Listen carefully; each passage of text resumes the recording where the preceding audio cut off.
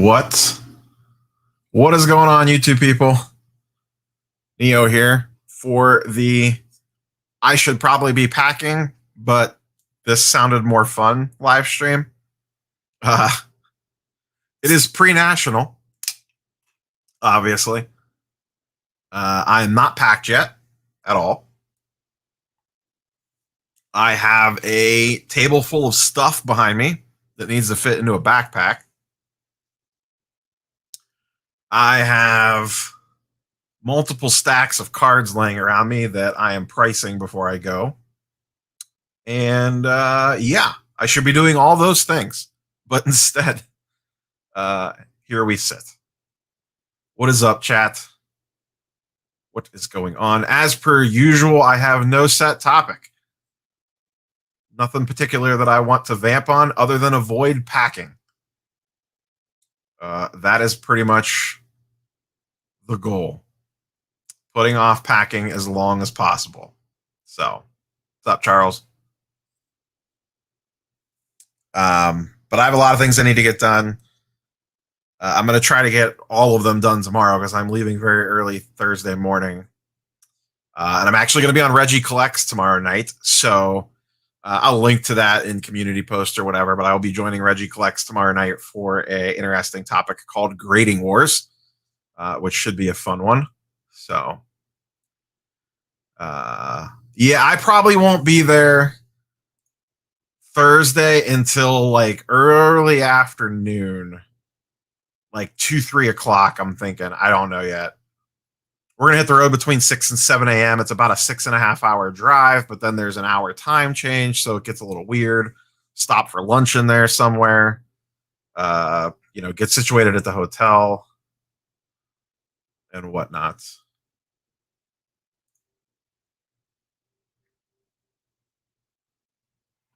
I have no idea because I'm staying on site and I'm not bringing a car. Well, I'm bringing a car, but long story. I saw Card Collector 2 said he already picked some stuff up.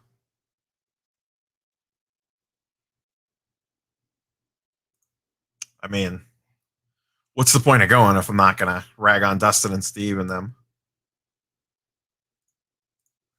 Yeah, I mean, I'm getting basically so we have a great aunt, or I have a great aunt that lives in Chicago. So my wife and I are going and staying at the hotel, and my parents, who live about a half an hour from me, are using it as an excuse to go visit her as well. So we are all riding out together. They're dropping us off at our hotel and then going on to visit my aunt, who lives about 30 minutes outside the city. So, but I don't know if I'll get deep dish or not. I've had it before. I've been to Chicago plenty of times. I'm not the biggest deep dish guy. I'm New York style all the way. Deep dish to me almost isn't even pizza. So, the problem, here's the problem with deep dish and something like the National. It's going to be packed. Like all the main places, all the trendy places, because the National's going on and Lollapalooza's going on. So you have a lot of people coming in from out of town. The first thing anyone wants to do when they get to Chicago that's never been there before is go get pizza. And if you're not familiar with deep dish pizza, it takes forever to make. It's not like you go to a regular pizza joint and you order a pepperoni pizza and it's out in like 15 minutes. No, it takes like an hour and 15 minutes. So to me, that's wasting a whole lot of time. Especially for a pizza that, I'm going to go ahead and say it, is slightly overrated. Yeah, I'm hoping to avoid most of the traffic. We're leaving at, like I said, about 6 or 7 a.m. So we should pretty much miss. I should be hitting Chicago slightly after lunch. So I think timing wise, it should be good in regards to missing most of the traffic. So yeah, chat agrees with me. Maybe that'll be the poll tonight. I'll do a poll tonight. thick crust or Chicago style deep dish or New York style. I want to be able to fold my pizza in half. All I keep hearing about is Gibson's. Once again, first time national attendee here. But Gibson's is like right there, right? That's like across the street from the convention center. I may get like pizza delivered to the room or something like that. Or like DoorDash or something. That's a thing now. So that might be my play there. You don't want the Vlad falling into the deep dish, Joel. You don't want that to happen.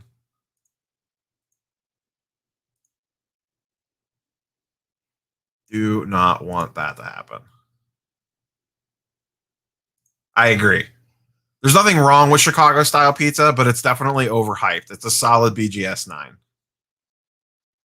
I definitely agree. I would 100% New York style over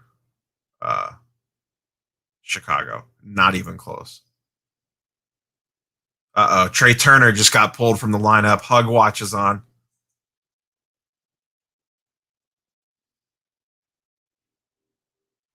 Sorry, I was just looking at Twitter to see if Trey Turner just got traded or not. So what's is anyone else going to the National? I believe M Perk is. Dwayne definitely is.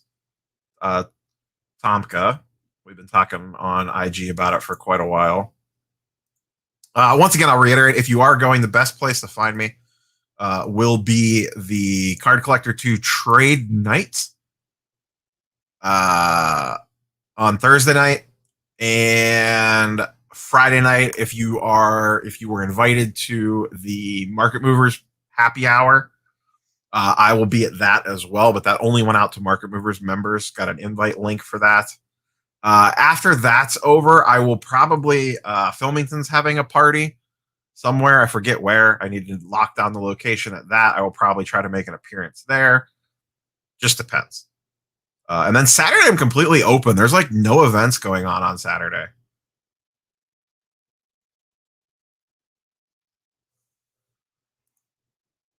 I have a feeling the weekend's going to be very busy.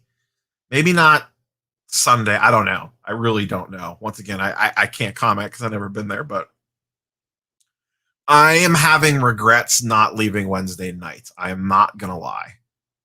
I kind of wish I left Wednesday night. I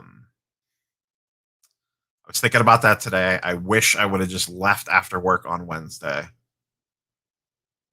But I was looking at it as a cheap way to save a night on the hotel room. But I wish I left Wednesday night to be there first thing Thursday morning when it opened up versus coming in midway through the day on Thursday. So it is what it is. And then Sunday, I don't know how much I'll hit the show floor on Sunday. I might just be worn out by then. It might just be a get up and go home. But I've budgeted enough time to at least hit it really quick in case there's some last minute shenanigans that I want to get myself into on Saturday.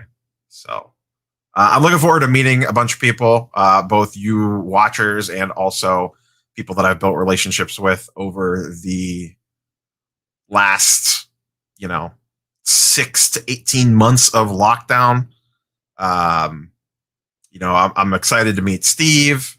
I'm excited to meet Dustin, Hannah from She Collects Cards, Brad, Filmington, Sam from Women of the Hobby. Shout out to Sam. I believe she's watching on the treadmill right now. So yeah, excited just to meet all these people that I've been talking to on a somewhat daily basis almost, or that have been guests on the channel. So Trey Turner for Yordan Alvarez. What's up, Nats, man? What's going on, buddy? Why exactly do the Nationals want to move Trey Turner? Isn't he I don't know, the contract situation there. Wouldn't you just want to keep him for next year?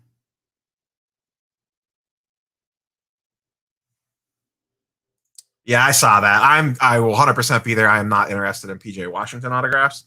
That is nothing against PJ Washington. I'm just not a big on-card auto guy. So it is what it is. I'm not going to fault anyone for wanting PJ's auto. I would just rather not be waiting in line for PJ Washington and hanging out and doing other stuff in the same room. So, ooh, Gretzky, big time, big time.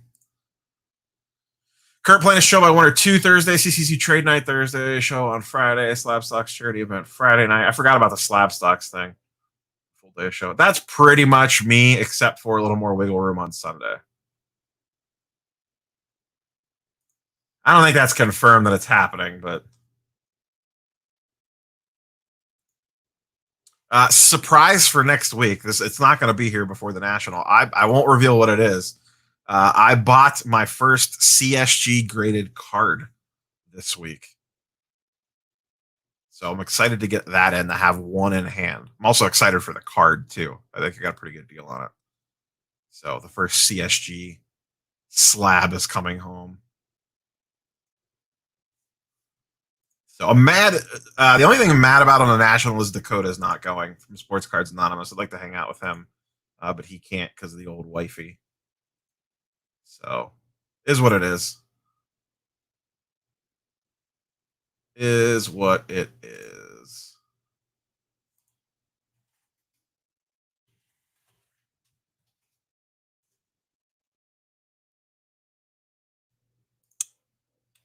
Well, yeah, if they need pitching, trading Trey for Jordan isn't exactly for pitching.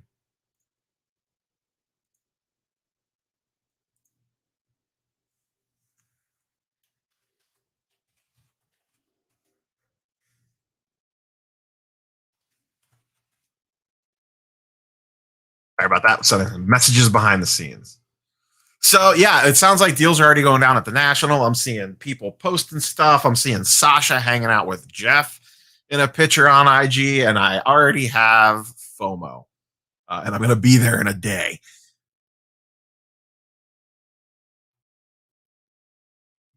I think the more interesting part of that is Jordan in a National League park. That's where that doesn't necessarily check out for me.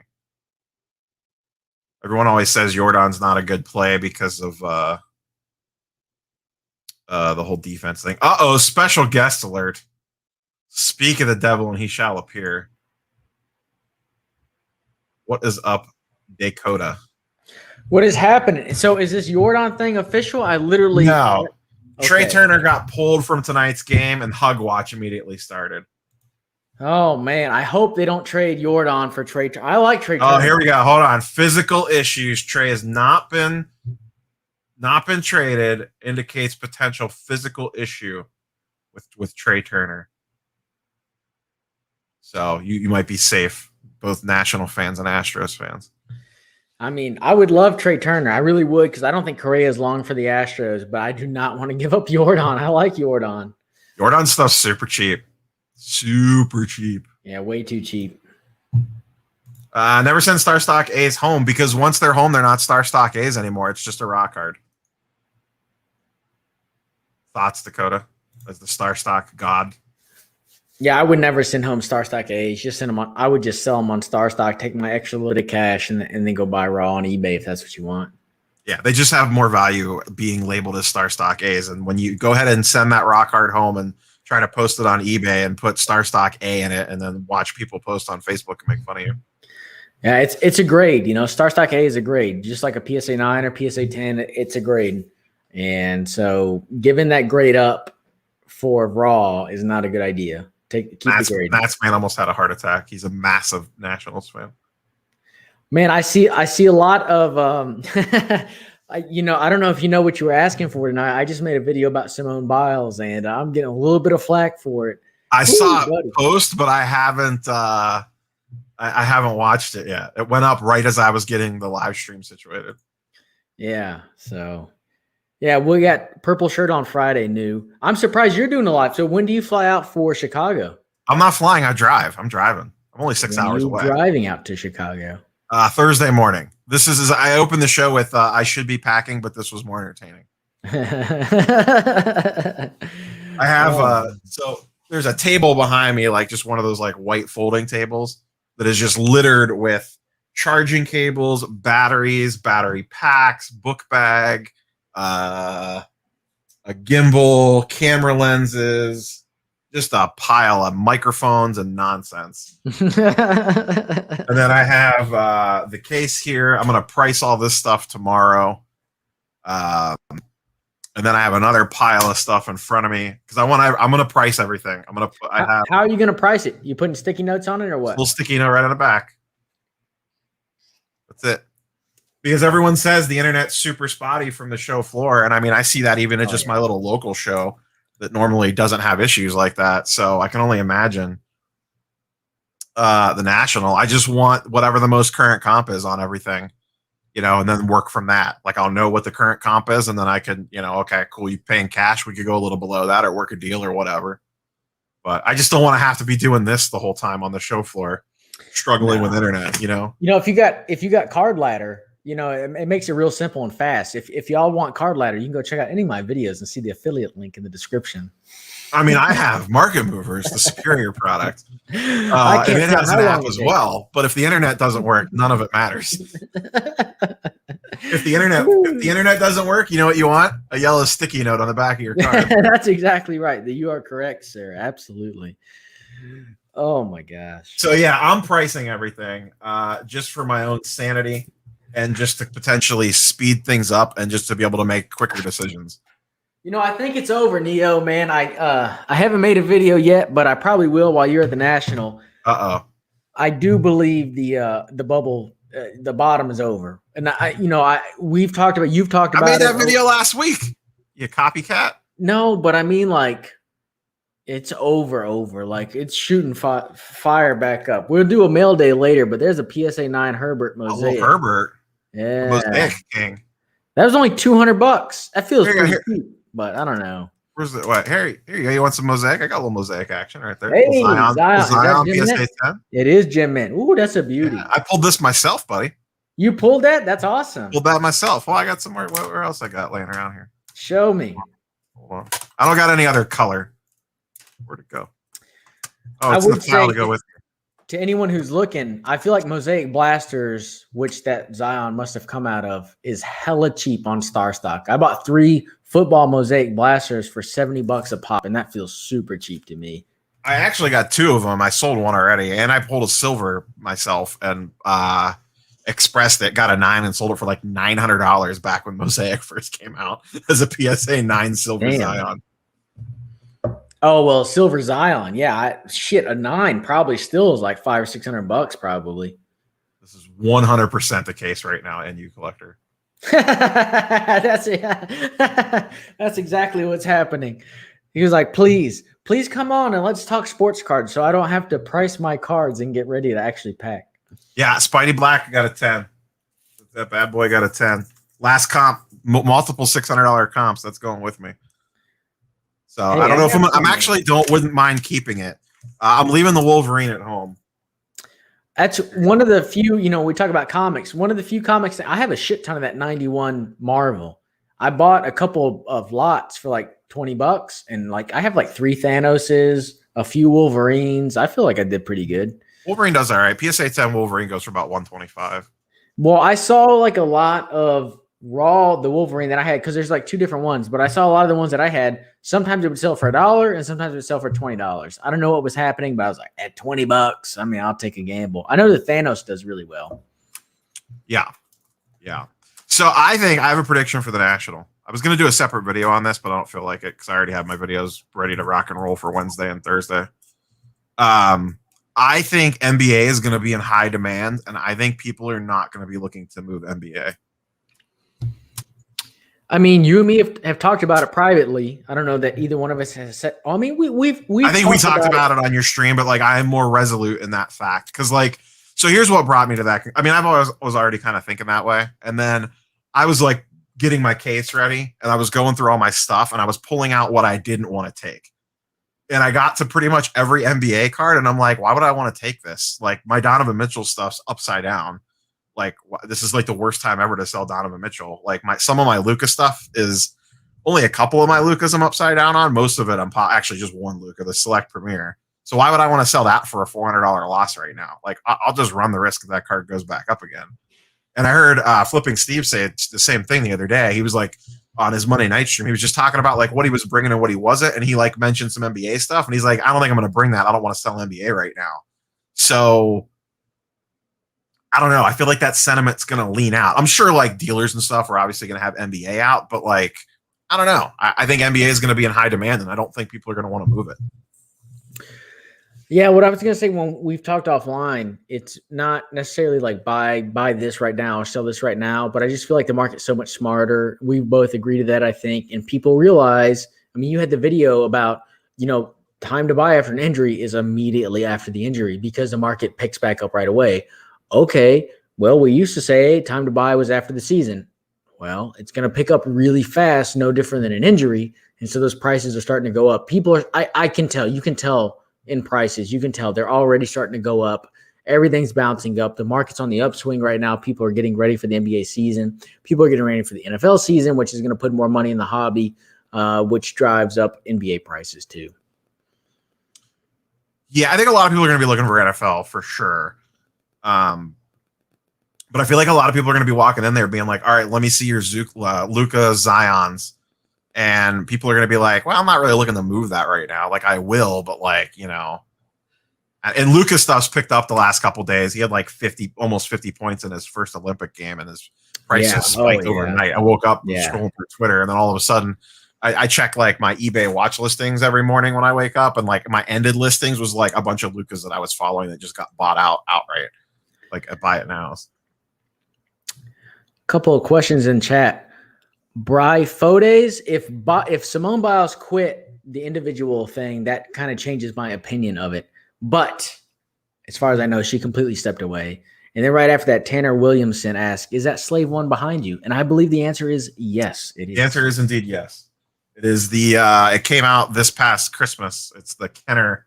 The box is actually over my right-hand shoulder right there on the shelf. And then it's on display back there. It's quite large, actually. It's probably at least a foot tall. Oh, if wow. Not taller. Yeah, it's big. Hot players at the National. LeBron, Jordan, Luka. LeBron, Jordan, Luka. Zion. Probably more LeBron and Jordan. Probably mix in some Kobe. And anyone else relatively trendy, but I think and Mahomes probably. Brady and Mahomes would be other. Yeah, Brady too. I forgot a lot of football stuff there. I actually think most young quarterback football is going to be hot. Yep. Like I think a lot of people are going to be looking for Baker, Josh Allen, Lamar Jackson. Lamar Jackson is someone that you don't hear about at all anymore. I don't understand. It's still like fairly well priced. It's not like it's being given away, but I think the best, which I'm taking some of his stuff with me. I almost feel like I should hold it because I do feel like it's underpriced. I feel like the best buy right now, quarterback wise, is Dak, and I don't even think it's close.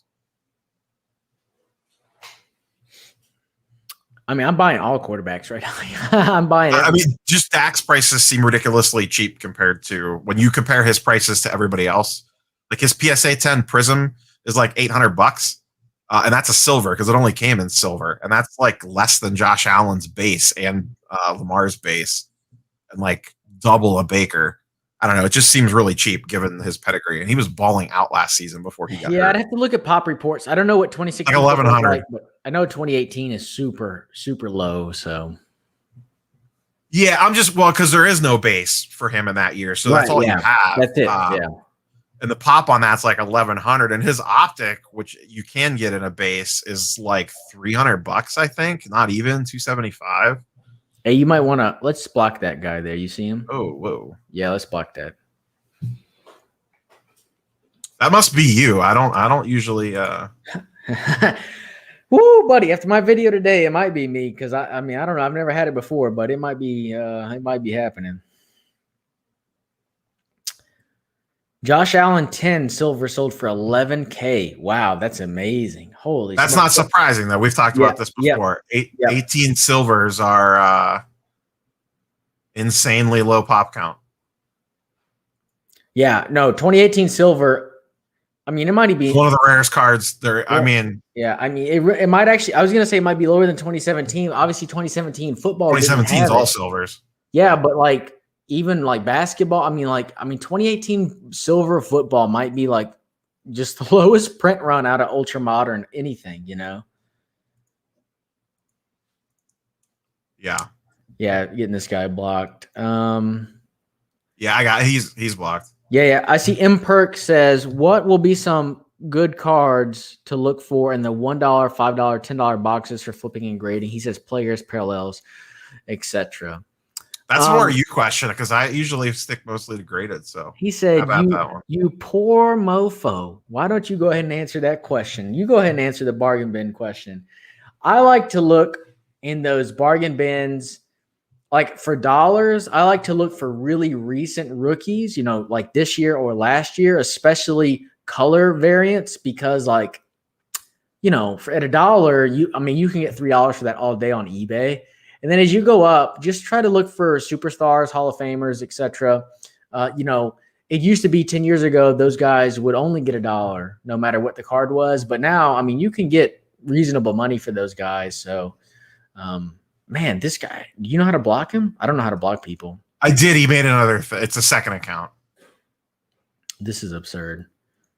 Yeah, I gave Charles and Tom. You both have mod powers. There's Sam. Sam loves the dollar bins. Yeah, Sam's like, yeah, we're poor together. We're out here at them dollar bins. Neo's like, what's a dollar bin? What is that? I don't like messing with. Oh my goodness, dude, this is insane. I never have this problem. I mean, I've never had it before. This is the first time I've ever seen it. I mean, I can drop if you think that would help. I don't want to. I don't think it's you. No, I mean, it's not. I said that like in jest. I did toss him, but he keeps making another one. Yeah, this is absurd. So, yeah, I mean, I have to say too, you know, while Neo's handling this, y'all, I would say that I've noticed. I mean, I really have noticed that my value stuff, like $100 and under, has been moving. And I mean, that's, you know, $20 and under even, you know, it's just people are really excited about football. They're excited about basketball. Baseball is not moving that much, but basketball and football are moving. And I've been selling a ton. I'm actually sitting on a decent bit of cash over here. Not exactly sure what to do with it. I'm actually just trying to keep listing cards to try to get some more money going. So I think you're going to be able to clean up on eBay the next 4 days. Jesus. Oh, yeah. I will be watching eBay like an absolute hawk. You're correct, sir.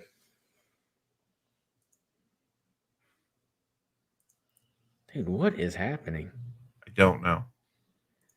I hope it's not me. I feel real bad if this is me. No, I really don't think it is. I've seen this on other channels too. So, yeah. So what Neo was talking about was just the fact that so many people are going to be at the National. There may not be a lot of competition on eBay over the next like 3-4 days, or 4 or 5 days, I guess now from where we're at. So, you know, if you're not going to be at the National, you know, enjoy eBay. We're going to do a live stream. I hate to plug myself, Neo, but while we're, you know, doing this, no, hit it. I'm going to have a live stream on Friday. You know, I don't know what content Neo or other people have out, but I'm going to have a live stream on Friday, and it's exclusively for non-national going people. So, you know, come check it out, and we can look at some eBay auctions. You know, there's just going to be a lot of people. So, you know, if you're sitting on some cash, you're thinking about selling or buying some stuff, you know, this weekend might be a good opportunity given so many people will be at the National. And like, that's a national trip. You know, I mean, the National, but I mean, that's a big trip for a lot of people. They're bringing their wives, they're bringing their friends, they're going with friends. So at night at 9 p.m., they're not going to be on eBay. They're going to be at dinner.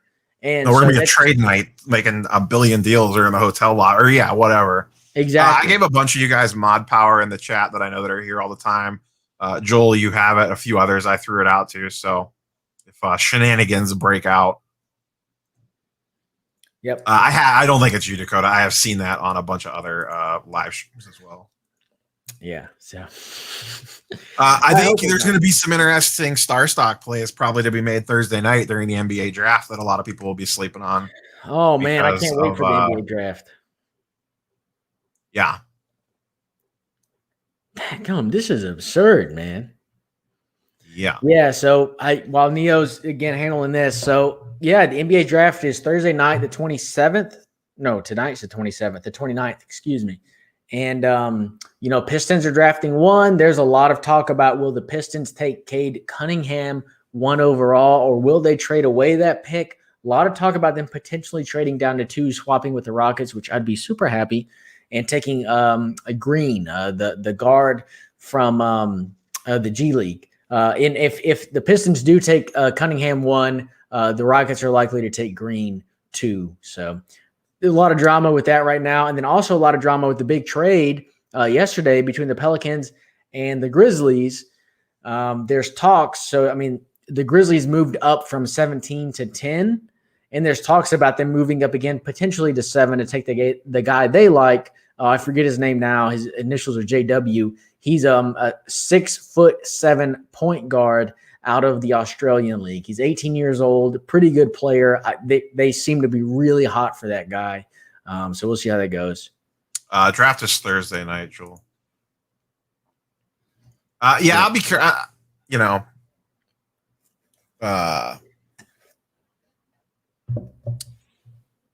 was I gonna say? I'd be perfectly thrilled with that because I really want the Cavs to get Mobley or Green, and it sounds like that's gonna happen. What's up, Dua? Yeah, you got a question there. Mahomes Boy 86, thoughts on Deshaun Watson graded rookies, buy or sell? I'm not personally buying or selling into Deshaun Watson. I sold most of my Deshaun Watson before all this happened. As a Texans fan, I saw the writing on the wall, not this writing though. I would guess there is money to be made in buying now and selling at a trade. His cards exploded in price when there was a potential for a trade. So I would guess that when there actually is a trade, his cards would explode. But, who knows? We'll see what happens. Yeah, I'm not risking it. I think there's still a good chance he ends up on the exempt list and doesn't play a game this season. There's probably a chance that he gets traded, plays, and is perfectly fine. But I tend to be risk averse, and at this point, like, you missed the window to buy it at the bottom. So, what are you going to do? I think what team he'll go to, I would say, to me, Denver makes the most sense. But Denver, Philly, Miami, and Carolina, the 4 teams that were the hottest for him, and they continue to inquire. The Philly thing just doesn't make sense to me, but maybe I'm just higher on Hurts. Oh, yeah, you're too high on Hurts if you think it doesn't make sense. I mean, I get that Watson's better, but I just don't know about throwing a bunch of assets plus Hurts. It doesn't matter, like, especially Hurts, with Watson's baggage. I'm telling you, you're too high on Hurts if you think that Watson for Hurts plus like 3 first-round picks is too much. It's even with Watson's baggage? It doesn't matter. So what? So he's going to miss a year and a half? Jalen Hurts isn't the answer. He's not winning you a Super Bowl in the next 2 years, so it doesn't matter. Go get the right quarterback and enjoy the next 15 years after that. Fair. Plus their roster, another thing for Philly, their roster is really bad. So them having bad quarterback play, I mean, it only helps the Texans, if they get those picks. I mean, that's fair. But the roster is so bad, even if Hurts is like Mahomes, it's not going to matter. I believe Select Basketball is coming to retail as well. I have not seen that confirmed, but I don't know why it wouldn't when football did. And I would be shocked if it didn't. Optic's not even out yet for basketball, right? Optic's releasing slightly later this year. It's like the last product, one of the last products to release for some reason. Later than Select? Yeah, I believe so. I thought someone said that's crazy. It's got like it got jumbled up a little bit. I mean, Select still looks sexy. Don't get me wrong. I would still want like a field level or courtside silver. I'd be perfectly fine with that, but you need to reset your expectations for what Select is now. And just, people say, oh, we'll just buy numbered stuff or whatever. Like half a Select is numbered stuff. Like eventually you still have to buy cards that matter. And like how many people are going on the search like Justin Herbert Select tie-dye die cut premier level out of 75? You know what I mean? They're going and putting in Hurts. Well, tie-dye's out of 25, but you get my point, though. I know. I'm just messing with you. Yeah. No, I agree with you. And like, So I agree with you. And also, I just want to say, Sam, we know it wasn't you. Don't worry about it, man. But like, I agree with your point. Like, you have to buy the things that matter. And like, I did a video about like how to invest in 2020 football, 2020 football going into the season. And Select overall, I think, is a pretty poor product to invest in. But Select field level, so in there, or courtside for basketball, you can tell when you hold those cards in your hand, they're a higher quality than Club, Premier, and Concourse. So stick to the higher level and probably stick to color variations, or silvers would be ideal. But here's the way. I mean, from my standpoint, players that I actually want to hold long term, which are few and far between, I want either whatever their high end base card is, because I still don't mind base; it's perfectly fine at the right price. I want silver, like a true silver variation, or color match, whatever that is. And there might be multiple color matches depending on the player, the product, and what it is. So, the Vlad blue or Luka blue or Tatum green or, Trae Young red, whatever. Because I think that stuff's always going to matter. I think true silver will always matter, even if it's just a Prism silver. But I get a little sketchy when you start talking about like, Prism red, white, and blue, or Prism greens. Like, cool, it looks good on a pop report and a chart and graph when you say like, oh, well, the pop on the green's only 75 or whatever, but not that many people care about the green, so there's not as much demand there. So it, doesn't matter price wise. Maybe 20 years from now when Luka's the next greatest thing or whoever, it matters. But I don't know. I don't know that I see that. I could be wrong. No, you good. And I saw a comment here saying like, don't buy. People are saying don't buy base, so they're not buying 2018 Prism Baker Mayfield. 2018 football Prism. It's so low. It's just way different. 2018. Joel said it. Yeah, 2018 Prism football. You can call it base, you call it whatever you want, but that stuff is printed so low. I mean, it's absurd compared to anything else, Yeah, I have one right here. It's like pop 800, I think. For the 10? Yeah. Yeah. I think it's like an 800 pop. Lamar's is 500 because we've talked about that before. That's the weird one. That's a tough grade. I think Josh Allen's is about the same as Baker's, around 800-ish, 900-ish, or whatever. There might even be less than 2,000 9s and 10s combined for both of those guys, or for each of them. Yeah, guys. I forget what the split is between those two, but yeah, especially the older stuff. I mean, even Kyler's pops aren't that terribly high. They're higher for sure. So much lower. I think it's like 2K or like 2K on his PSA 10 base. Yeah, I think so.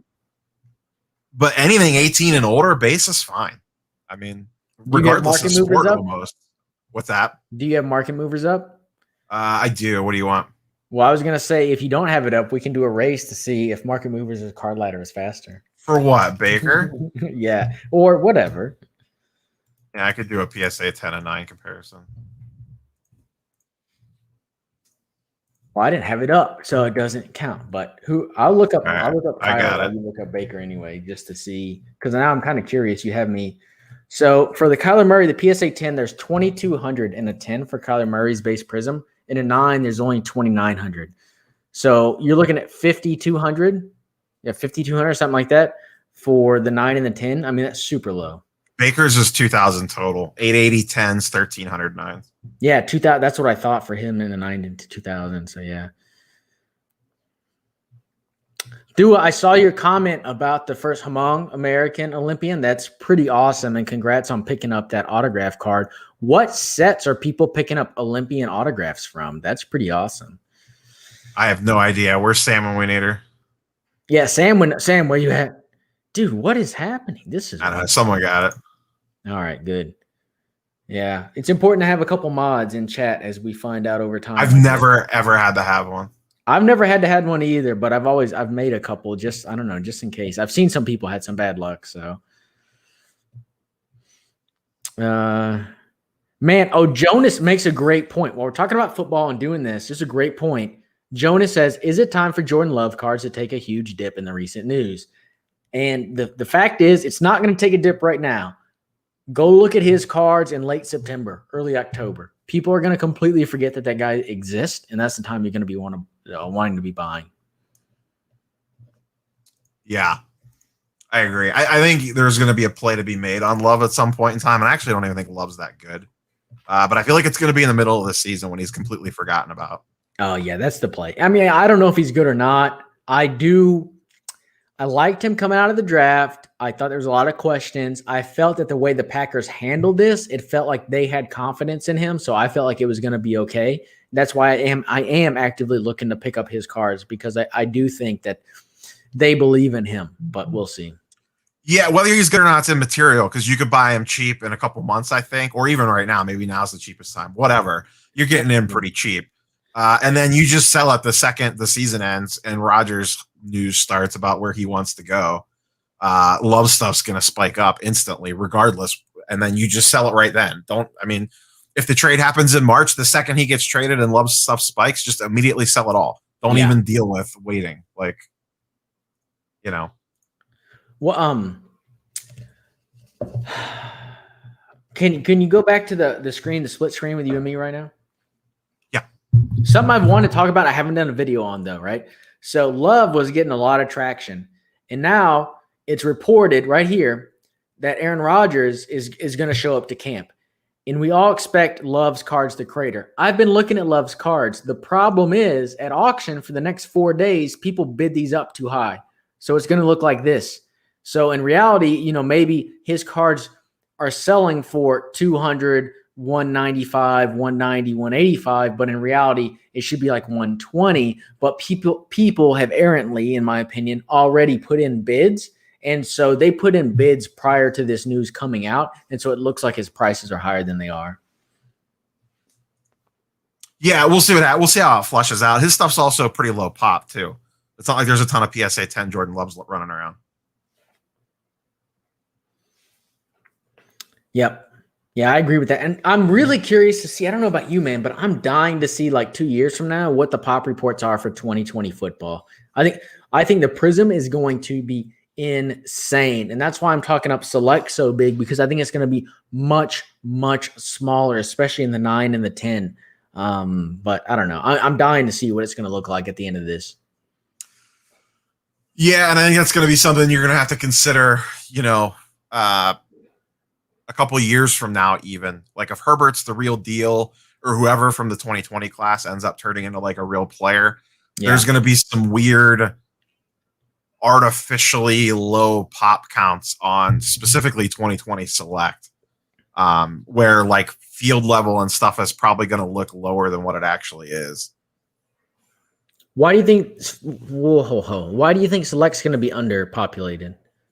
Because most of it's getting graded with SGC right now.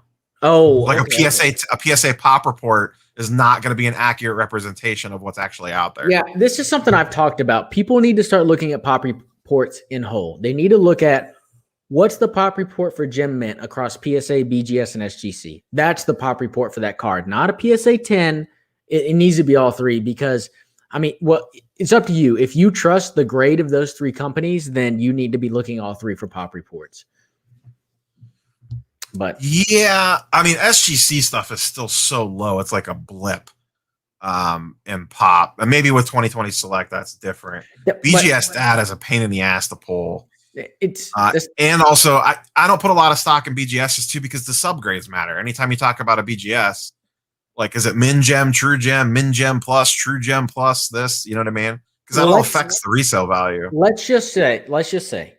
I get that it's all a Gem Mint card, but exactly. Let's say a PSA 10 player card X goes for 10 grand. A BGS goes for 5 grand, and SGC goes for 5 grand. All in Gem Mints.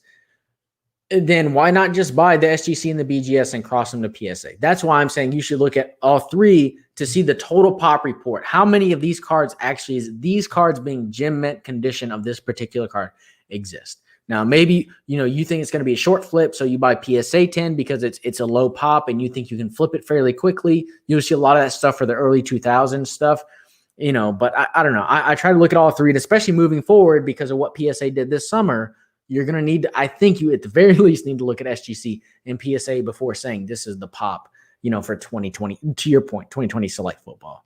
Yeah, I think it's definitely a 2020 thing moving forward. I don't know that it matters going backwards pre the last 3 months because there's just so much of its PSA. I think it matters. SGC just doesn't have Sorry. a lot. I think it matters for the 2000s. I think people don't look at BGS pop reports and they just say, oh, it's a PSA, whatever. But the fact is, in the early 2000s and the 2000s in general, most people were grading with BGS. I think people underestimate some pop reports because they only look at PSA. And I think that what you usually, I guess it would be an interesting case study. If you're just looking at like gem rate percentage, my guess is that it probably, if you just looked at like PSA, like, the Baker, for example, like 900 10s and 1300 9s, like whatever that percentage is, I'm going to guess that carries down to the other grading companies as well. Like in a number that large, if you're just looking at that. But if you're looking at total number of gem mint cards, it's a different story. Well, like if you looked at, there's 300 PSA 10 Jordans, and let's just say they go for 250 grand, but a BGS 9.5 goes for 100 grand. Well, maybe there's 400 BGS 9.5s, and so they all get crossed, assuming they would get to it. Trace brings up a good point. It depends on what the subgrades are, if you would cross them or not. But let's just say they get another 200. Like, okay, now the pop report's gone up 200. I'm just saying be cognizant of that. And yeah, that's a great point. Yeah, Trace point right there. If you have a BGS, you want true gems. You want 9.5 across the board. If you get any 9s at all, PSA's grading is such that if if it is a 9, any subgrade is a 9, then it's a 9. You won't get a gem mint grade. I agree. But they're lax on centering. They are lax on centering. I'm gonna throw all the random grading companies into one big bag. They're fine for PC stuff. Anything you're looking to resell, no offense to any of them, it just doesn't make sense to use them. Like if you're actually looking to sell the card, if you're just looking at it because you want a nice display piece for your desk, that's a different story. But what's your thoughts on that with we'll call them pop-up grading companies?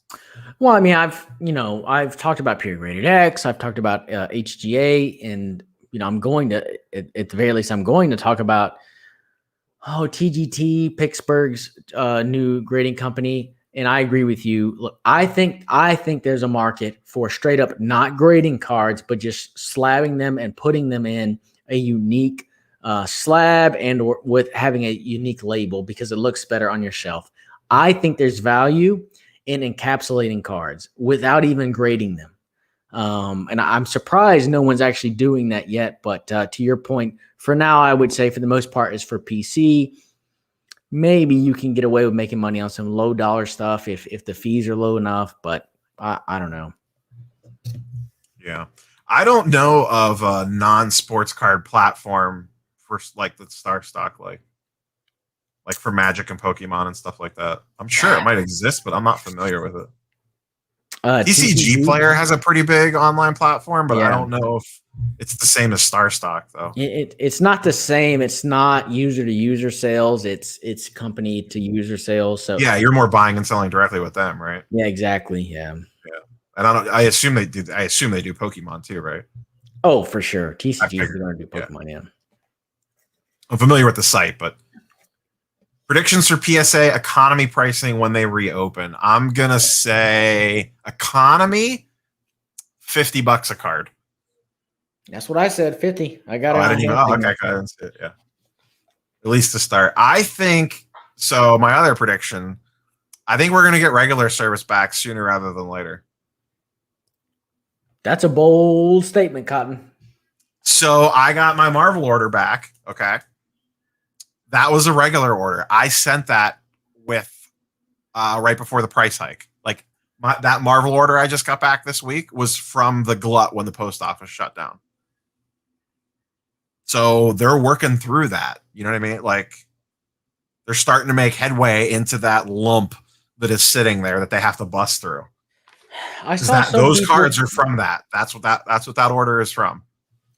I saw some people say that they have cards that they submitted prior to other people. And I don't know if PSA kind of picked a cutoff point and just moved forward. I don't know what happened, but we'll see. I'm dying to see when they come back. People forget They lied to us. They said they would come back in full force by July 1st, and they barely came back with the 1 tier express. I didn't July think they 1st. ever said full force. They just They said they'd did. come back. They did. If you go look at the original tweet, I have to check it out. their original message was they would come back in a tiered approach by July 1st. They'd be all the way back by July 1st. And then the second one after I guess that. I just read tiered approach differently than you do. Well, when they say a tiered approach by July 1st, I assume that they come back in a tier all the way back by July 1st. That's how I would read it. So here's the thing with cards and like getting them back before other people. The complete through date tracker is only for direct submissions.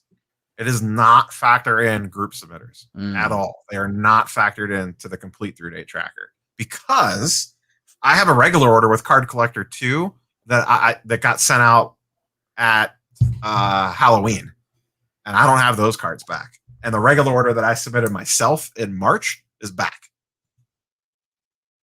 So complete through date tracker is only tracking individually subbed cards that you sent directly to PSA yourself. It is not tracking group submissions. So people get confused because they see I got a regular order back, but they still have a regular order out with Card Collector 2 or PC Sports Cards or whatever, and they haven't gotten those cards back yet. And that's the reason why. That's why Star Stock's been catching grief, because the complete through date tracker says they're all the way caught up with certain stuff, and people still have cards. I still have cards with Star Stock in their January submission.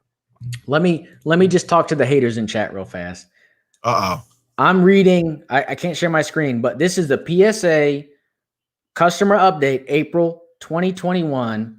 And they said, we will take a tiered approach to reintroducing these service levels. Our goal is to bring all suspended service levels back by July 1st, 2021.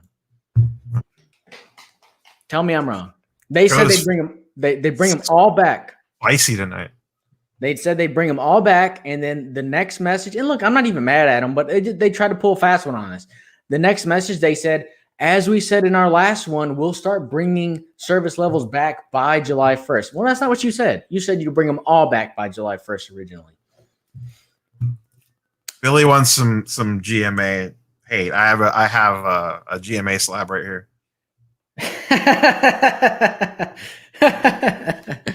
Woo. Hold on. 1 second. Oops. Oh boy. There we go. Oh my goodness. Oh, that's rough. Sorry, I'm way behind on chat. You're probably further ahead than I am. Yeah, some people said, hey, look, it turns out this idiot was right. This idiot being me. Thua says all will be back by 2023. That's probably the most accurate statement that anyone said tonight. Yep. I don't think people, I've been thinking about this a little bit. I don't think people fully, I don't know. I think it's going to be a long time before we see everything back. I really do. I don't think it's going to be anytime soon. People love when I hate on GMA. I don't know why.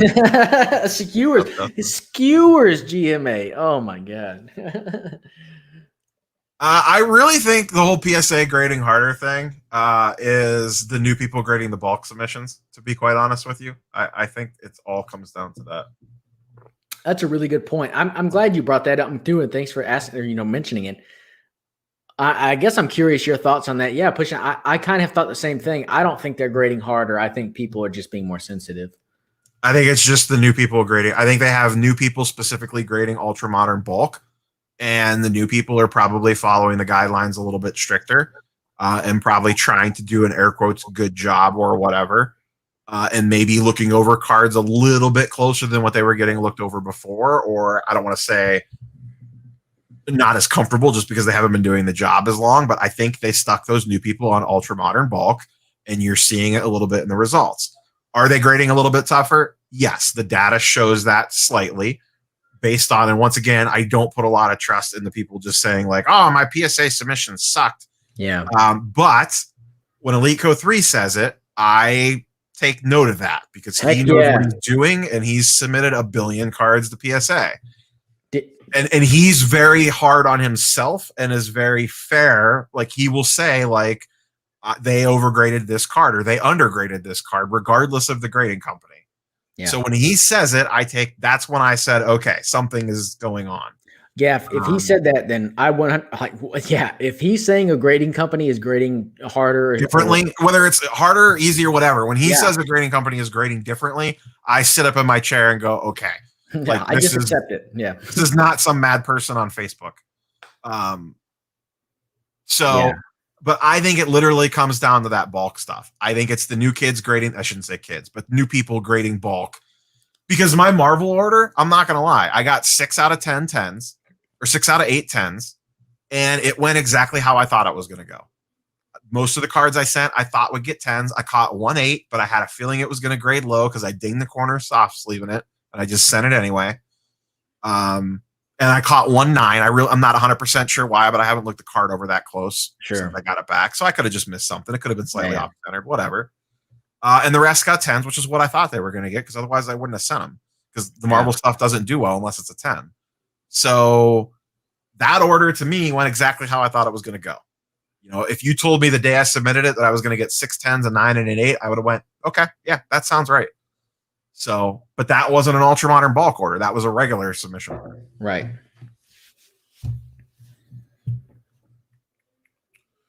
Oh, the old SGC PSA debate. You know, I talk about it. I've been talking a lot about card design. I think that the card should be designed such that it highlights the player.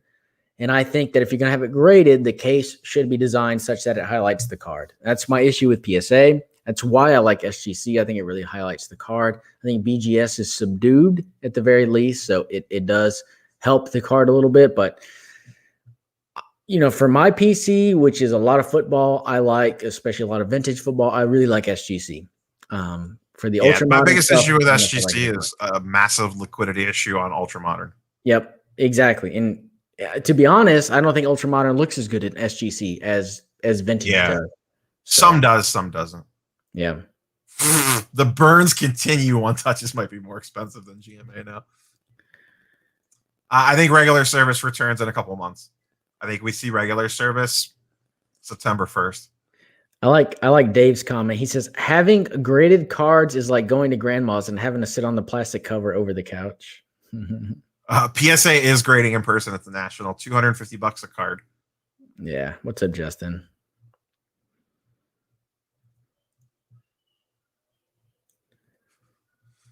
Sorry, I'm playing catch up on the comments. No, that's fair, Tom. I mean, that's my point is that there should be a company that literally you're just paying to encase. Yeah, I don't even need a grade. I just want it to be encased. It's safe and it has a nice label that makes the card, you know, accentuates the card. That's it. I think there's more value in that than what GMA is doing. I mean, there's money to Vic's comment here. There's money to be made with all the alternative grading companies. You just have to know what you're getting into when you start it. And if you price it correctly, they should move. I made a comment earlier, which I messaged this to you. I have not revealed what the card is yet. I know you know what it is because I messaged you. But I bought my first CSG slab this week. It'll be here after I get home from the National. So, how overpriced do you think cards will be at the National? I expect them to start that way, and we will see how the week goes. Is my prediction there. I think basketball. The longer the week goes on and the less cash that is flowing, I think things will loosen up. But maybe people come in hot. I don't know. I really don't know. That's the question of the week right there. I think kind of to your point earlier, I think basketball is going to start and stay overpriced. I think football is going to be fairly priced and move better. Baseball, I think it'll probably be pretty cheap. Yeah, baseball's the weird one. It's like the forgotten one. It's like the grandfather of the card industry. Like it started at all. It's, you know, the spine of the whole hobby, but it gets the least amount of love now of the big three. Their prices get there, man. It's just about, at least in my opinion, it's about timing it. And we're in the dog days of summer and prices are low during the middle of the season. So. Yeah, I agree. I am excited to meet Nolan at some point in time this week. I believe he is going. Oh, is he going? I don't know for sure. I'm assuming that he is. I feel like I heard that he was somewhere, but I could be wrong on that. I would like to meet him. I know he So- watches. I watch his stuff all the time. I know he watches some of my videos because I've seen him comment before. It looks like my Astros are safe. It looks like Trey Turner got the COVID, and so he will not be traded. Uh-oh. I assume you mean CGC, you mean CSG, unless we're talking comic books. Yeah, I mean it's interchangeable, right? So yeah. The problem with CSG slabs is I've heard they're a nightmare to crack. I'll be curious to see once PSA fully reopens if they do have a membership gating system and a way to tier subs, but I could be wrong. My long-term take on this is that PSA wants, eventually, it could be a year from now, they want to grade everything, and they're going to be priced accordingly. If they're not working, they will be priced to get work. Because I honestly think they just want to put every other company out of business. And if that means they go full Amazon/Walmart, I think that they will. Once they get caught up and get all this infrastructure in place. You don't spend $5 bajillion to not want to grade every single card that you possibly can. Yeah, I agree with that. They're building up their workforce, so it's going to change how they do things. And, Yeah, it might take them a hot minute. It could be a year or two before we see Yeah. it, but I do think we get cheap bulk pricing back at some point in time. To defend Trace's honor, he says he meant CGC. He was talking about Pokemon graded cards, which is Oh, okay. Yeah, that's fair. I always forget that Pokemon goes CGC yep. in the CGC slabs. And the Reg talks about how low vintage football is, like true, like really vintage 40s and 50s football. And I agree, it's super low. And I'm enjoying it as someone who really enjoys football. So This comment right here is exactly what I still see in my personal experiences. I see a lot of SGC slabs. I don't see anyone asking about SGC slabs. Once again, strictly speaking, ultra modern. You know, I talked multiple times before, I think even with you, how I have SG. In fact, you can even see one peeking up right there. A little SGC action right there. You know, I have SGC stuff in my case. It's a Jaw, a Trey, and a Luca, and no one ever looks at it. Like, it's rare that someone actually pulls it out. You know, like how you're going through someone's stuff when you're looking to trade and you make the stack. Those SGC slabs never go in the stack. it's going to change someday. It has to. I just Will don't it? see the way it won't. I don't. I mean, I don't know. I think it. It could it. Yes. Will it? I don't know.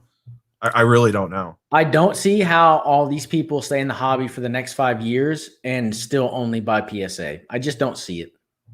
It could be. I think they have a major label problem. They need a little slab tweak, and I think I'm surprised they haven't done it yet already. To be Oh, honest. SGC? Yeah. Yeah, if they made it a little bit thinner, you talk about that a lot. I agree It with doesn't that. fit. Like it's like legit right now. This will not. I have to put this in at diagonally, Yep. and this slot in my case is cut for BGS slabs, so it's a little wider to hold a bigger slab, and these will not fit dead in there. It drives me nuts. So I have to put them in there at the end like this, like at a little bit of an angle. It drives me crazy.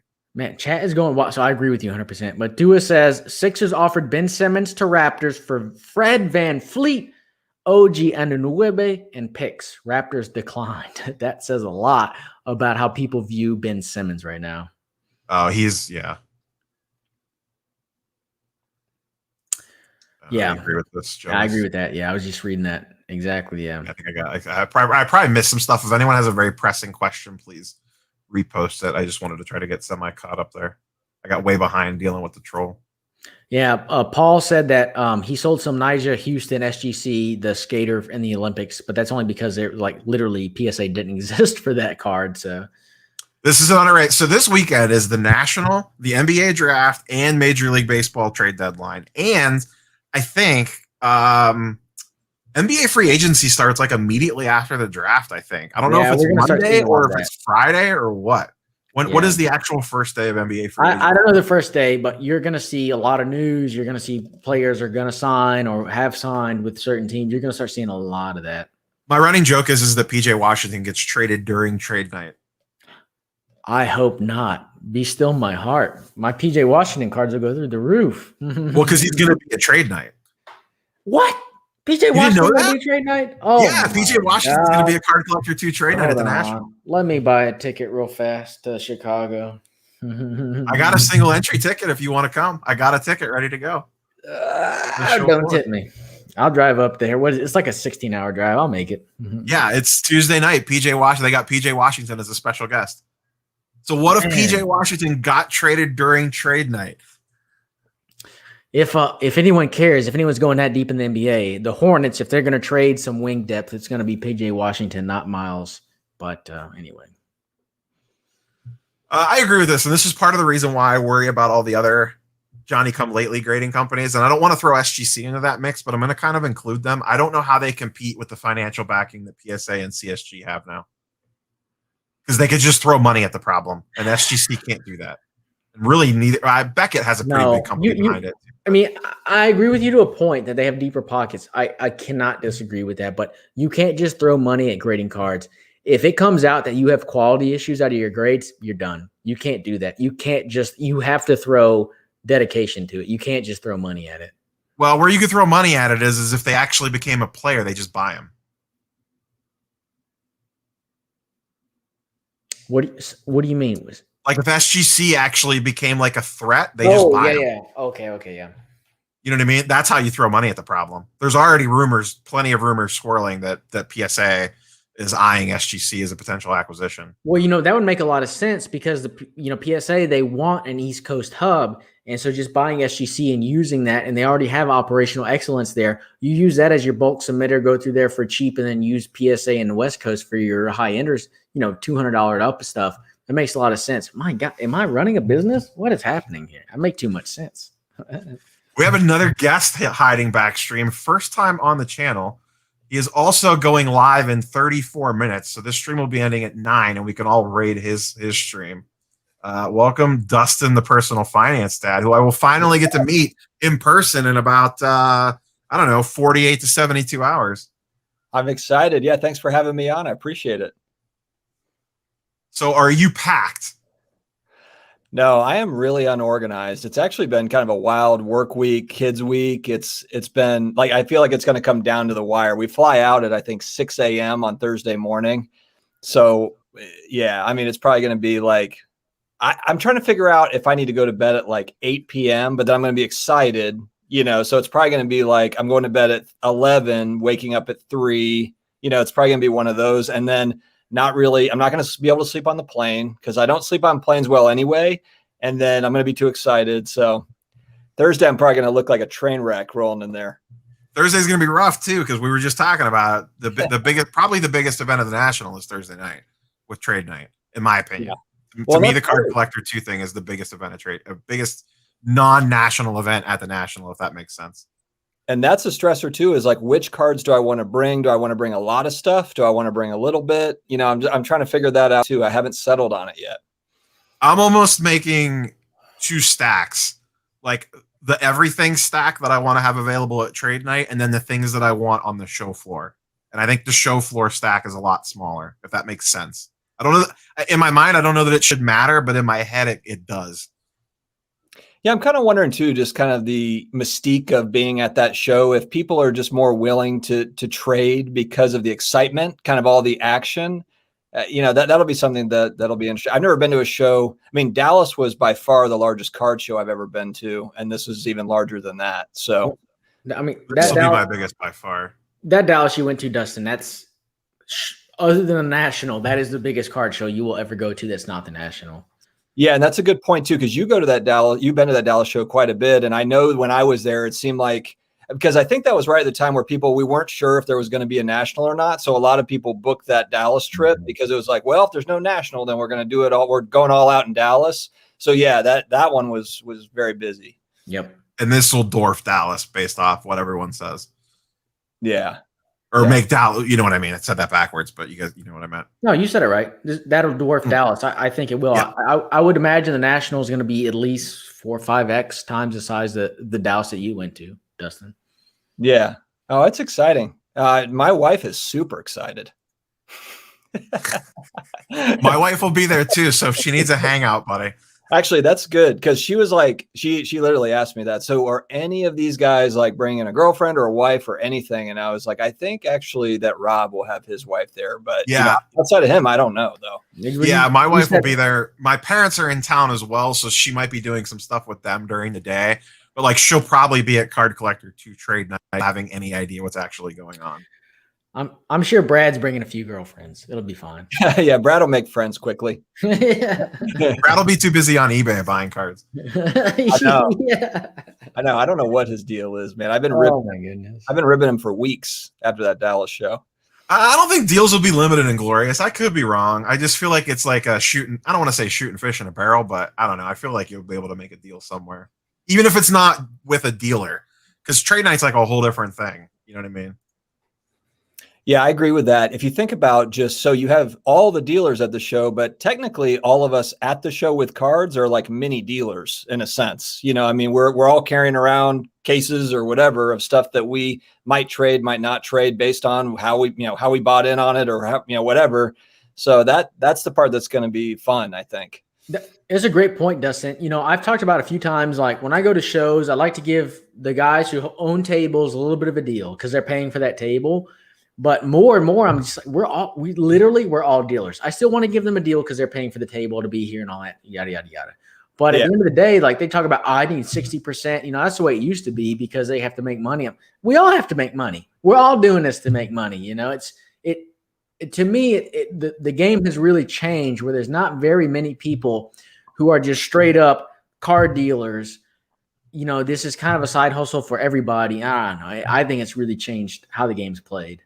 I think too, if I'm guessing right, just with the number of dealers that you have at this show, I mean, yes, if you are a person or dealer that was maybe buying in like January or February when prices were pretty high, then there are some cards that you're not moving off of those as quickly. But I have to assume, especially when you look at the vintage stuff, that these guys have had these cards for years. A lot of these dealers, they haven't necessarily just bought these, over the last few months. They've had them for a while, so they're not into them at high prices necessarily. So that's where, there could be, and not even just with vintage, but with modern stuff too. They could have stuff that they've been holding on to for a while. And now they're like, you know what? I want to move off of this and get into something else or whatever. Yeah. The thing to keep in mind too, like with trade night specifically, because I've been to Ryan's at the shop, which is a completely different beast. It's not comparable in regards to size and mass, but there will be 100% people just walking around trade night just looking to buy. Like, so essentially once you walk into trade night, you are a dealer because, even at Ryan's shop, and he only gets 60 to 100 people in there, there are a certain segment of people that are just walking around with an envelope of money saying, hey, are you selling? What are you selling? Like, I'm not looking to trade. I just have cash in hand. Let's make some deals. I think that people are underestimating the amount of, there are a lot of high rollers in sports cards and prices have been kind of coming down. And there's going to be people there with some serious cash, I think, and maybe I'm wrong, but if 100,000 people show up, I have to assume that it's going to be, some of the Jeff Wilsons of the world and the DJ Skis and the Snoop Dogs and the guys that are buying some big money cards. They're going to be there. I don't know, if it's going to be a bunch of celebrities and stuff necessarily walking around spending huge money, but I think there's going to be some high rollers there that are spending some serious cash. If there's those kind of the low, the kind of the deals to be had, I think that they'll be looking to buy. I agree with that. Yeah, for sure. And even those guys, like, even if they're not on the show floor, they will have a surrogate on the floor with a list. Yeah, exactly. Like an assistant or whatever, depending on who the person is. So, Dustin, what is your FOMO level right now for the National? Or not Dustin, Dakota, sorry. I know you have a very legitimate reason why you're not going. I completely understand. No. That's not it. I was just thinking it's just that I'm so spoiled being in Texas. We have a lot of really big shows. You have the Dallas 6 times a year, then you have the Houston twice a year, and those are huge shows. So I don't have a lot of FOMO for it. I really don't. But, if I was like in a state that wasn't Texas, I would have a ton. I would be like, I gotta go, and honestly, even with my wife as pregnant as she was, if I lived in Wyoming or some shit, sorry for y'all who live in Wyoming, I'd be going to the National. I'd be like, look, you can stay home for a little bit and you can fend off the bears. I'll be home in a week. So I set up in Atlanta. A lot of old school dudes were hitting on you. Just definitely two different folks in the hobby. I've heard the same vibe from a lot of different people. That the dealers are 50-50 split on us evil content creators. Some are like, cool, give me the exposure. And some are like, old man, get off my lawn, which I get both sides of that story for sure. Definitely. But let me throw like a thought in there, just kind of something on that. Cause I had someone comment on one of my videos about YouTubers. And it's like, if you really do think about it, especially these card shows and in Dallas, there was YouTubers, but everybody's got a cell phone, everybody's got an Instagram account, and everyone has got their phone around and posting their Instagram. Everybody's a content creator, I guess is my point. There's people there that had massive Instagram followers that don't necessarily have a YouTube channel where maybe they're putting out regular videos on it and have a far larger following than any of us do, but no one, and they're still doing their thing. So don't just hate on the YouTubers. Everyone is creating content. If you really think about it, I mean, everyone is taking pictures of cards, they're putting it on their Instagram, th're whatever. We're all content creators. So yeah, I think they just see a camera and assume we're just getting lumped together. There. Yeah. And I understand if you've got a massive, you got a boom mic over your dealer table and there's like 4 different angles, But I get it. Like some of probably the newer dealers to the game that get it, they want that though, because they're looking at as like a marketing opportunity for them. Like, okay, cool. My Instagram name's going to be on here. People are going to see that I did a deal with Sasha or Jeff or Ryan or whoever. And maybe that picks me up like 50 followers or maybe whatever, you know what I mean? So there's a certain segment of they're like, yeah, bring it on. And then I think there's another segment that are like, can we just go back to 5 years ago? Yeah, for sure. To answer Justin's question really quick, I am using a Firebox case. I can't spin it because there's not room on my desk, but I've done a video on it before, I think, somewhere along the lines. I like them quite a bit. They're a little bit more pricey than just buying a Pelican case, but it's a good size. It's only 2 rows. I didn't want something huge. For $79.99, you all could get a DAC pack. It's a beautiful creation. Just, order through me. Boom. Boom. It's a beautiful creation. His cards fall out everywhere. That was my fault because I had it open because I was looking for a card that I sold on MySlabs. Great platform. There's a lot of Carson Wentz rookie cards in there. A lot of Carson Wentz. Someone mentioned MySlabs. Justin mentioned MySlabs earlier. Oh.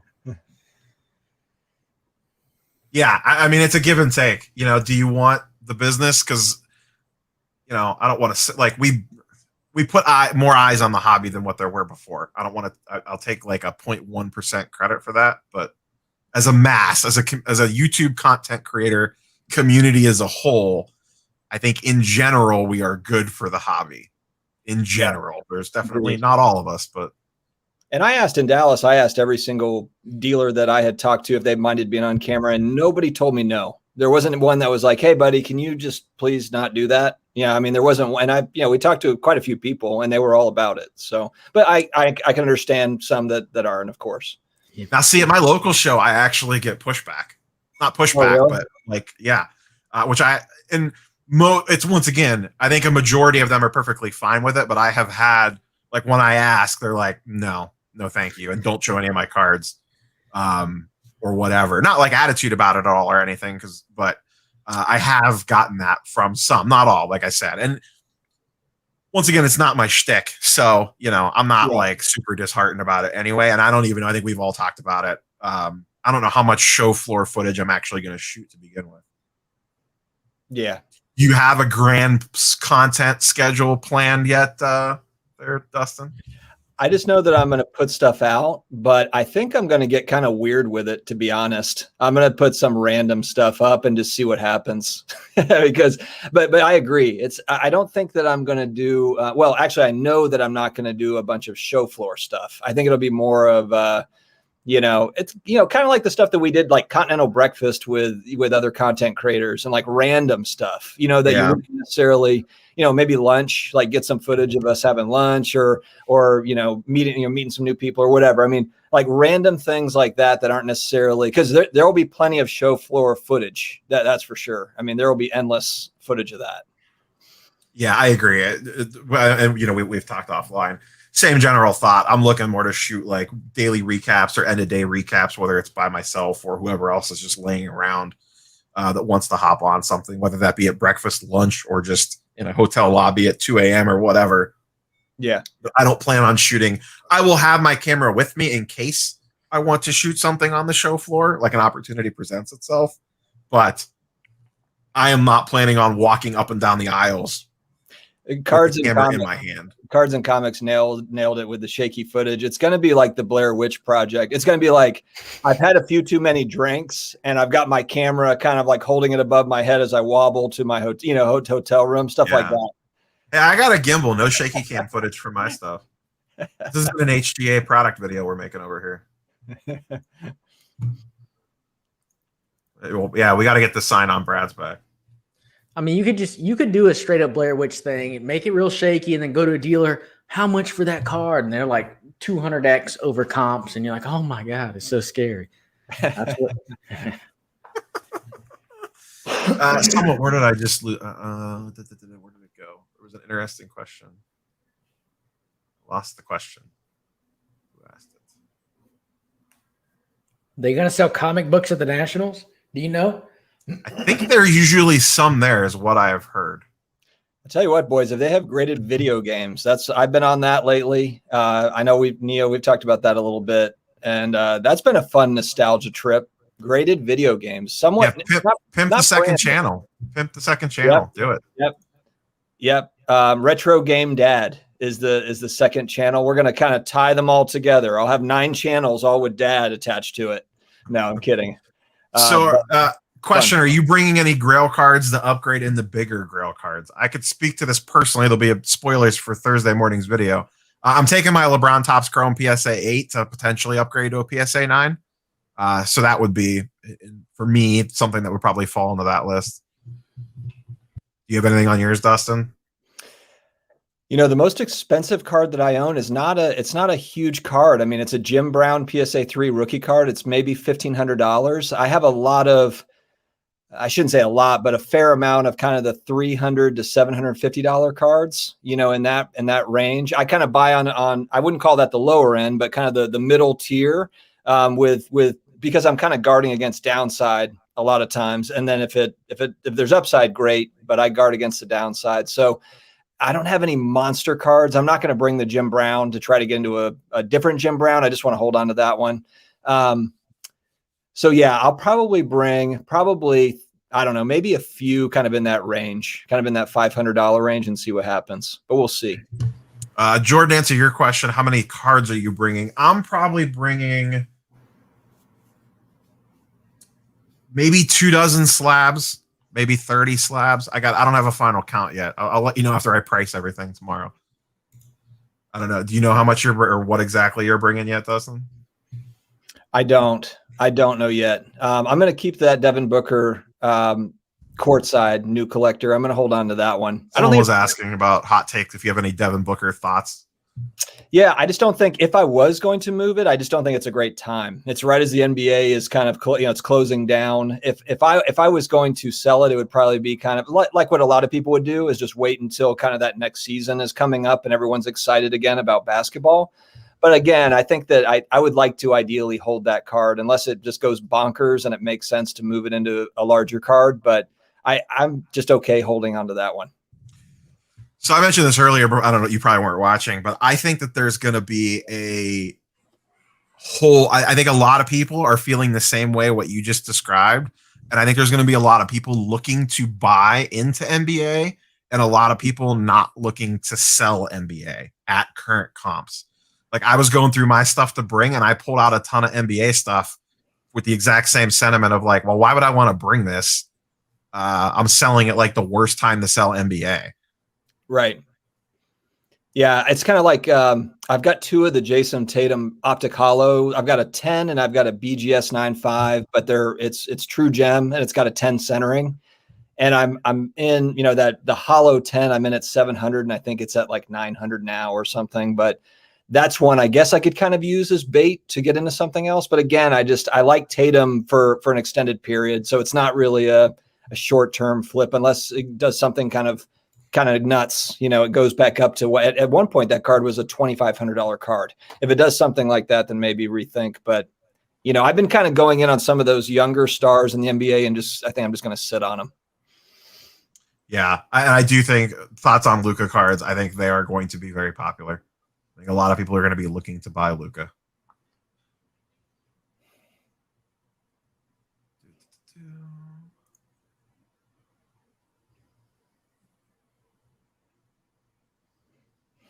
See if there's anything else spicy. I see one above that.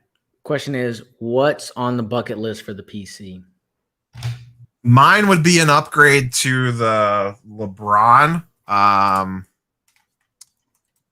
posted this on IG. The other bucket list card I already got. Where did it go? Ugh. Did I lose it? Which I picked this up the other day, which is the LeBron Topps Chrome Chalk Toss in a PSA 10. Yeah, that's awesome. This was actually one of the #1 cards I was going to be looking for at the National, but I got a good deal on it on eBay last week, so I just pulled the trigger. I wasn't going to wait. Nice. I got it for like $200 under comps, so that was actually going to be on my list of things to get into.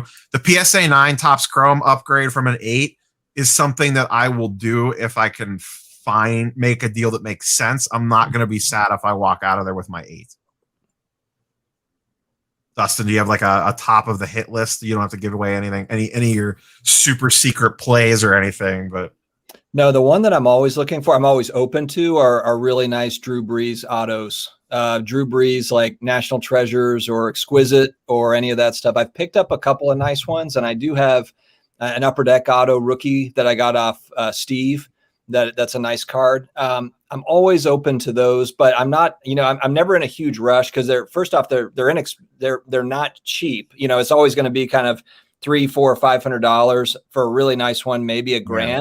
Depending on what it is. So, but those are kind of available though. There's quite a few options. Even if you look at just kind of over the years, all the numbered ones, they're out there. So, but there's been really cool ones that have popped up. Like there was one, I can't remember if it was Exquisite or National Treasures, but it had like a piece of the helmet on it or something. It was like an auto. Immaculate does that. Like Immaculate does helmet pieces. Immaculate. Yeah, it's like helmet with the auto. And I was like, man, that's a sweet card. So those are the types of things I'm always drawn to them. And I think it was like $500. It wasn't a crazy amount of money, but it was still $500 that could go into something else. And that's more of just kind of a PC long-term hold, cool thing to have, but I can't just buy those all the time, but I'm always open to those sorts of things. Yeah. And I'm going to be looking for anything that feels like it's a deal too.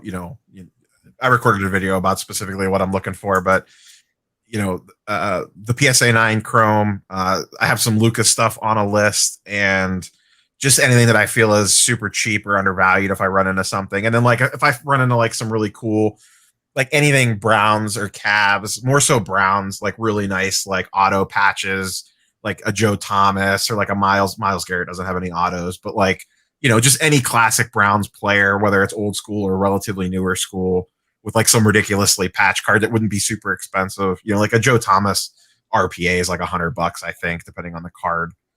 Anything cool like that I run across, I would be intrigued by. But I'm trying to stay as open as possible. The best plan is no plan. Yep. As far as PC goes, I'll probably do a series on this, but I'm trying to collect a rookie from every NFL Hall of Famer. I actually going through today. I spent like 2 hours going through my collection and sorting out what I want to sell versus what I want to keep. I have a lot of stuff I've had for 20 plus years, and it's hard to part with that stuff. But I'm like, you know what? It's just sitting there not doing anything good. Let me get this stuff sold and buy a Unitas 57 or something like that, or a Brown 58. So that's the plan right now. Have you been to the Football Hall of Fame? No, I've only been in the college. I haven't been to Canton. No. It's fun. Very close by. Very close by if you ever make the trip.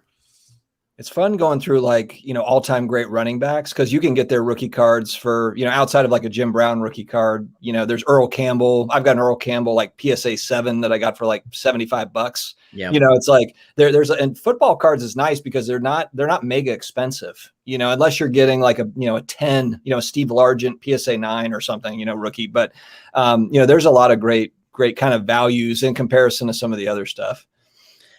Yeah, I agree. It's wild how cheap football is, and it makes me happy as a football collector. I talk about it growing up. I was always a football collector, and I've had, quite unfortunately, I've had them all: Bradshaw, Montana, Peyton, you name them. I've had them.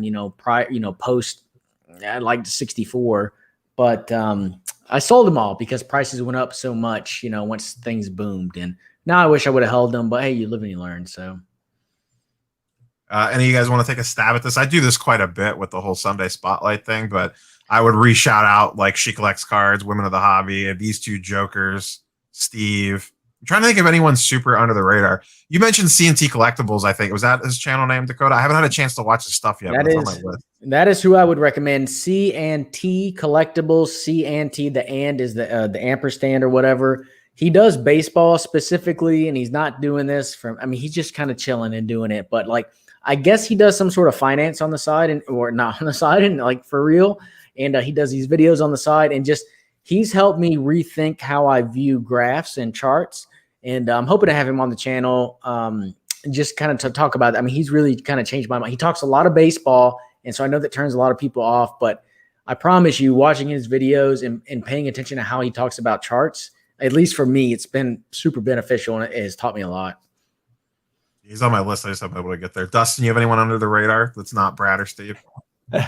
I love all these guys, but yeah, so I have a video. I don't want to spoil it. Thursday morning, I've got my favorite sports card channel, and I've got a whole video. Okay.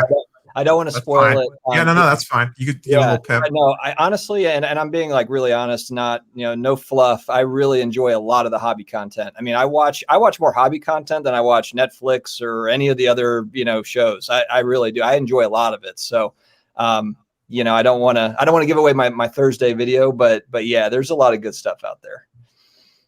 Yeah, and there's a lot of smaller up and coming ones too. Like some smaller channels out there that are doing good stuff. Dakota used to be that way, and then we gave him the pump. We pumped and dumped Sports Cards Anonymous. Yep, that's what happened. True story. We'll go ahead and wrap up pretty quick here because I know Dustin's going to stream. If you have the link to your thing, Dustin, and you want to throw it in chat so people could directly go over, if you want to pull that up. Yeah, I didn't even just spam it in chat because there's not a way to raid on YouTube. Okay, let me see. Dustin's going live in about 10 minutes himself on his channel, and I'm going to watch that while I attempt to pack. Let's see if I can do this properly. Oh, Swaggle House in the house. If you want comic book content, Swags is really good.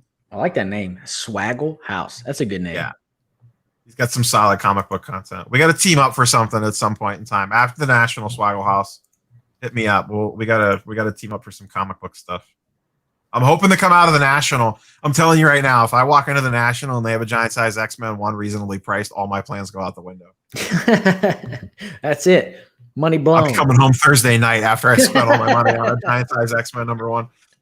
I stuck it in the private chat because I'm not sure how to add it to comments, like how to put it into the regular chat. Oh, okay. What did you send it to me on IG or? Yeah, I just put it in private chat. Private chat. StreamYard. Oh, I see it now. Now. Yeah, we can't comment in here, Dustin. I don't know. It's weird. You have to go to YouTube if you want to post something, and even then they may not let you. So there we go. I got it. So Dustin's going live literally in like 5 or 10 minutes. So, yeah, I'm gonna grab some snacks, guys. Thanks for having me on, Rob. I appreciate it. Yep, you too. I'll be in your chat probably. So go check out Dustin's live stream in a little bit. I have videos posting Wednesday and Thursday morning. I forget what they are. One's a mail day and one's a national shenanigans, like what I'm looking for and stuff. I will be, because I committed to this, kind of forgetting. I'm on Reggie Collect's show tomorrow night for the comic book people in the house. Swaggle reminded me. Nice. I'm going on Reggie Collects tomorrow night, which I mentioned to Dustin. His first guest is someone talking about video game grading. I'll do that. And then I'm coming on to discuss like kind of what we've been seeing in the sports card side of things with companies buying up other companies and grading. I think he's titling the video Grading Wars. So Reggie's a really good channel, even if you're not big in the comic book content. His stuff is extremely solid, and he is a very good dude. I'll link to that tomorrow once I have the link for the show. But I'll be on there tomorrow night. And then I don't know what the hell's coming out after that. And it sounds like Dustin doesn't either. Dakota's going to clean up with all the pre-recorded content. Hey, we're all figuring out what to post. Everybody who can't go to the National, join me Friday night live stream, purple shirt and margaritas, and let's have a good time as we wallow together. All right, we'll close on that. Everyone go check out Dustin's stream, hit like buttons, comments, subscribe, all that jazz, and we will catch you guys from the National at some point in time. Peace. Cheers. All right. See you guys.